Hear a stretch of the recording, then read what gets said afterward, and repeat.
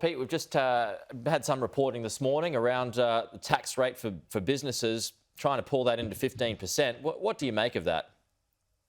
I think it's a really good idea. I think it's going to be very difficult to actually get every country to sign up to it. I think also it's going to be very difficult for locally to see our tax rate fall from 30% down to 15%. But the bottom line is, Pete, this is targeted to get the big companies of the world, the Googles, Amazons and Apple and whatever, to pay a fair amount of tax. And they've been using a thing called transfer pricing for ages. And this is something I studied at university when I was a young man. So transfer pricing has been around for ages. So basically, you've got Apple, they have a headquarters in Cork, Apple in Australia. It buys services from Ireland. They overcharge, which then reduces the profit of Apple in Australia, increases the profit of Apple in Ireland. And our tax system can't really get much tax off Apple because they've effectively constructed a lower profit. All of this, they've been doing this right around the world. Other companies have been doing it. And at long last, politicians are having some guts, and they're going after these guys. And it's a great idea. So how much are we talking here, Pete? I mean, are we talking billions of dollars for us if these mega companies? No. Is this just like hundreds of millions or yeah, hundreds of millions, yeah. Right. Which is the still better than nothing. Most definitely. It's better to be coming to us rather than going off to Ireland and ultimately to US company profits and shareholders in Apple. So I think it's a good move. We might be surprised, but we might get more than what accountants are predicting at this point in time. But it's basically a company discovering its moral compass, which all these companies haven't got. Yeah, and I noticed in the AFR this morning that Jennifer Westacott, she's renewed a push to get that corporate tax rate below 30%. I mean, is it likely at all, Pete?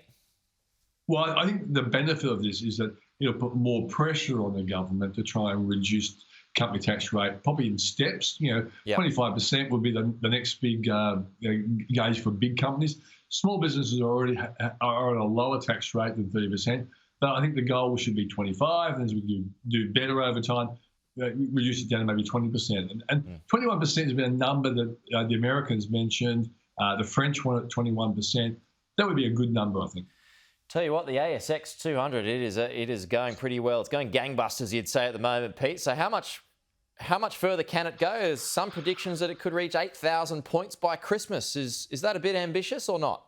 It sounds ambitious. It's the kind of prediction that I would be usually associated with. But I'm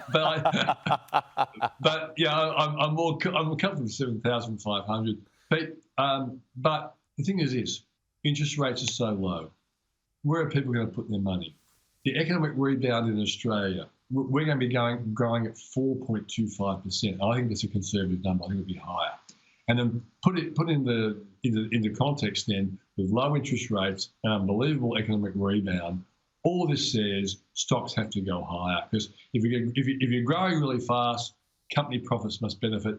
Company profits up go share prices. So I think it'll go up and down. There'll still be some sell-offs, but I would be calling them a buying opportunity. I think the market's going higher without a doubt. Well, I'll tell you what, and it's been an extraordinary rise at Commonwealth Bank. It's now over $100 a share. I mean, is that an example of your blue chips that can just keep on soaring higher, Pete, or is there a kind of a ceiling there? Well, I think the Commonwealth Bank will eventually. It'll keep going up because it's really important for the market that the banks and the miners do well. But the bottom line is, this was about a $60 stock about 6 months ago. And I think you might recall I was saying this looked like a fantastic buy along with CSL. Because they're just quality companies that were beaten up by the market while they were chasing tech stocks. But the bottom line, I think, is the reason why CBA's rebounded is not just the rotation into these sorts of stocks out of tech, is because the government wanted the banks to be a part of the rescue program. But because the economic rebound is so good, they don't need the banks to be nice guys. So the banks, ultimately, their profits will increase, their dividends will grow, and people buy the banks for dividends. So I think the CBA will keep rising, but nowhere near what we've seen over the last 6 months. Yeah, all right. Pete, good to chat. Talk to you soon. Cheers, mate.